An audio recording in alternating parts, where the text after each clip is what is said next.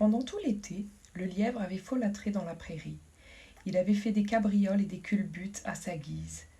Vint l'hiver, la neige avait recouvert la prairie et la lumière du soleil s'était mise à décliner.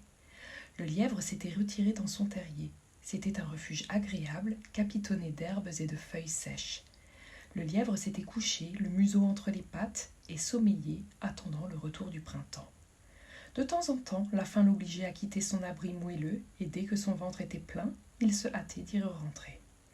Un jour, le lièvre rêva qu'un ange entrait dans son gîte et lui tirait légèrement l'oreille pour le réveiller. L'ange lui parlait. Le lièvre se redressa, regarda autour de lui, mais il ne vit plus l'ange. Cependant, il se souvenait clairement des paroles qu'il avait entendues en rêve. « De braves gens se sont égarés dans la neige. Va, cours à leur aide, ton odorat fin te guidera sans doute. » En effet, le lièvre vit 3 silhouettes non loin de lui, un homme, une femme et un petit âne. L'homme promenait son regard sur l'immensité blanche. Il cherchait en vain le chemin. Le lièvre flaira tout de suite une odeur de fumée. Elle devait monter des quelques maisons cachées dans un creux du terrain.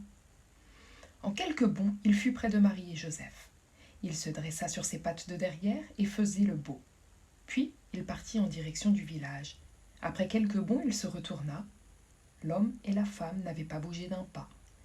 Ils observaient le lièvre avec étonnement. Le lièvre revint auprès d'eux. Pour la 2e fois, il fit le beau. Puis, il fit des culbutes qui traversèrent une sorte de sentier dans la neige. Marie et Joseph comprirent alors ce qu'il voulait et ils le suivirent. Le lièvre sautillait en tête du groupe. Bientôt, le village fut en vue. Alors le lièvre s'arrêta et agita joyeusement ses longues oreilles. Et il fut heureux quand Joseph lui dit un grand merci. Mais il le fut encore bien plus quand Marie se pencha sur lui, le caressa avec douceur, puis essuya soigneusement la neige de sa fourrure.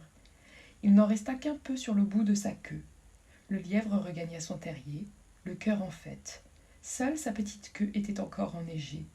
Quand vint le printemps et que la neige eut fondu, la queue du lièvre était toujours blanche. Elle l'est encore aujourd'hui.